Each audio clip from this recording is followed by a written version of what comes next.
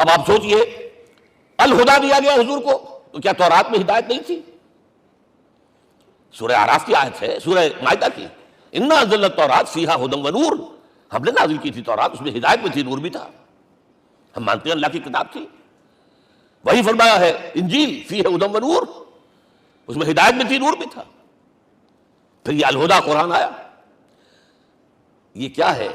ہدایت نے درجہ بدرجہ ترقی کرتے ہوئے قرآن میں آ کر کامل ہو گئی، ہدایت کامل۔ وجہ کیا ہے؟ انسان کا شعور بھی تو درجہ بدرجہ بڑھا ہے۔ ایک وقت تھا ہمارا بچپن تھا، فکر کے اعتبار سے، سوچ کے اعتبار سے، علم کے اعتبار سے، ہمارے آباء و اجداد کبھی جو رہتے تھے غاروں کے اندر یا کبھی آئے ہیں تو کیا تھا ان کے پاس؟ اب اس وقت جو ہے کسی کو آپ پرائمری کے بچے کو پی ایچ ڈی ڈاکٹر رکھ دیجئے ٹیوٹر، تو کیا پڑھائے گا تو وہی جو پرائمری کا بچہ سمجھ سکے۔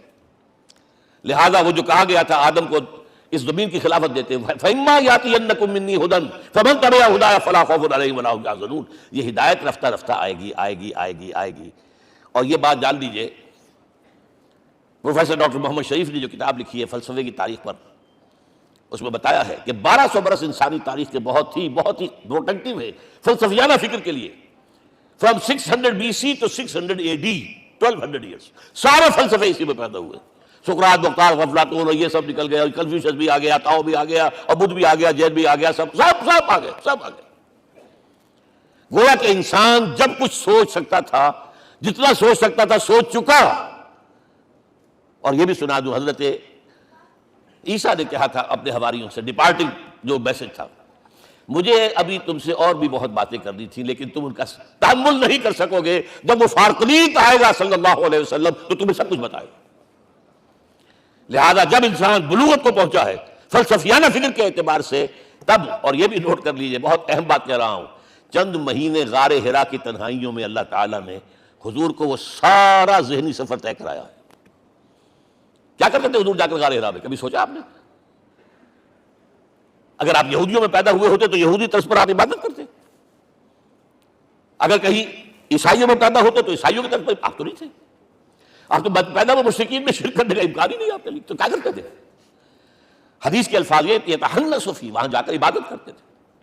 اب شارحین حدیث نے بہت عمدہ لکھا ہے، کان صفت تعبدہ فی غار حرا التفکر والاعتبار، غار حرا میں آپ کی عبادت فکر، غور و فکر، تفکر و اعتبار، جس کی میں تعبیر یہ کر رہا ہوں، جس کو کہا کبھی اکبر الہ آبادی نے، خدا کے کام دیکھو بعد کیا ہے اور کیا پہلے، نظر آتا ہے مجھ کو بدر سے غار حرا پہلے۔ تم غار حرا کو نہیں جانتے، مصطفیٰ اندر حرا خلوت گزید، قوم آئین و حکومت آفرید۔ The most productive part of the period life of Muhammad is that which he passed in غار حرا۔ فکر کی ساری جو ہیں بلندیاں طے کی، تب آیا ہے اقرأ باسم ربک، اب اللہ کا الہدا شروع ہوا ہے۔ اچھا، اسی طرح نمبر 2، دین حق مکمل ہوا ہے، ورنہ جب ہم کبھی غاروں میں رہتے تھے کسی میونسپلٹی کا بھی سوال نہیں، نظام کسے کہیں گے؟ پھر یہ ہے کہ قبائلی نظام آیا، چلیے ایک شیخ ہے اس کا کہنا ماننا ہے سب کو، کچھ نظام تو بن گیا نا، اور نظام جہاں آئے گا جکڑ بندی ہو جائے گی۔ اب تم فلاں قبیلے کے شخص ہو، اس کا قبیلے کا سردار یہ، تمہیں حکم ماننا پڑے گا، اس قبیلے کی روایت یہ، تمہیں پیروی کرنی پڑے گی، you have to do it whether you like it or not۔ پھر آپ کی سٹی اسٹیٹس وجود میں آئی، پھر امپائرز وجود میں آ گئے، 400-500 برس سے رومن امپائر، 400-500 برس سے ایرانین امپائر عرب کے اوپر ایسے تھی جیسے افغان کے سر کے اوپر بہت بڑا جو ہے پگڑ رکھا ہوتا ہے، کتنا بڑا ہوتا ہے۔ وہ کسی نے شعر کہا بھی تھا، مجھے تو اب یاد نہیں، کہ سر پہ باندھے ہوئے پورا افغانستان، میرا خیال ہے ضمیر جعفری۔ تو کیا تھا یہ جزیرہ نما عرب، یہ جزیرہ کہلاتا ہے، الجزیرہ، اس لیے کہ نیچے آپ کو معلوم ہے بحیرہ عرب، ادھر جو ہے خلیج آ رہی ہے آخر تک، ادھر سے بحیرہ قلزم جا رہا ہے، اور پھر خلیج عقبہ آ گئی ہے، تو یہ سارا جو ہے جزیرہ نما ہے، اس سے پیننسولا۔ لیکن عرب کے اوپر 2 اور ہیں، عراق عرب، شام عرب۔ عراق عرب پر قبضہ ایران کا، شام عرب پر رومیوں کا۔ اور جب یہ سلطنتیں بن گئیں تو گویا کہ انسان شکنجے میں آ گیا، ظلم، محنت کرے کسان، عیش کرے جاگیردار، اور بادشاہ محل بنائے، لگان وہاں سے آ رہا ہے، از جفائے دے خدایاں کشتے دہقانہ خراب، کرگے پر بیٹھا ہوا کوئی کھدر بن رہا ہے، ٹیکس دو، بادشاہ محل بھی بنائے گا، یاشیاں بھی کرے گا، سارا نسوانی حسن جو ہے کوہ قاف کا لے آئے گا اپنے ہاں، اور پھر فوج بھی رکھے گا، ذرا تم نے گردن اٹھائی تو تمہاری سرکوبی کرنے کے لیے فوج تیار ہے. یہ جب جکڑ بند آئی ہے انسان پر تب محمد کو بھیجا گیا ہے. دی لبریٹر، اسے آزاد کرانے والا، دین حق دیا گیا. یہ دین حق قرآن مجید میں اسی لیے کہا گیا، یہ میں کہہ رہا ہوں تکمیل رسالت النبوت. الیوم اکملت لکم دینکم واتممت علیکم نعمتی ورضیت لکم الاسلام دینا. آج میں نے تمہارے لیے تمہارے دین کو کامل کر دیا ہے.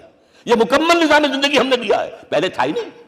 لہذا کسی اور نبی سے یہ نہیں کہا گیا کہ اس کو غالب کرو. میں نے آپ کو بتا دیا کہیں نہیں ہے. نہ نوح، نہ ہود، نہ صالح، نہ ابراہیم، نہ موسیٰ، نہ عیسیٰ، کوئی بھی نہیں. اور حضور سے کہا گیا یہ دین اب غالب کرو.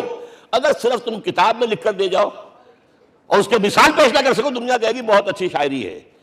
آج بھی آپ کو معلوم ہے دی ریپبلک کتاب زندہ ہے، لیکن آج تک ایک دن کے لیے بھی وہ نظام کہیں قائم ہوا ہے. ہم یہی کہیں گے کہ ٹھیک ہے یہ جو ہے ایک خواب ہے، اللہ اللہ ساتھ، اس کے سوا کیا یوٹوپیا ہے. اس نظام کو قائم کر کے دکھاؤ.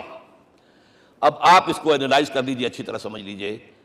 It was the revolutionary role which was assigned to محمد صلی اللہ علیہ وسلم. نظام کو بدلنا، اسی کا نام تو انقلاب ہے. انقلاب کسے کہتے ہیں؟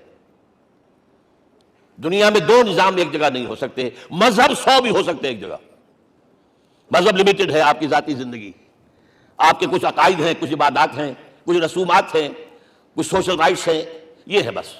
تو یہ تو 100 بھی they can coexist. امریکہ میں کتنے ہیں؟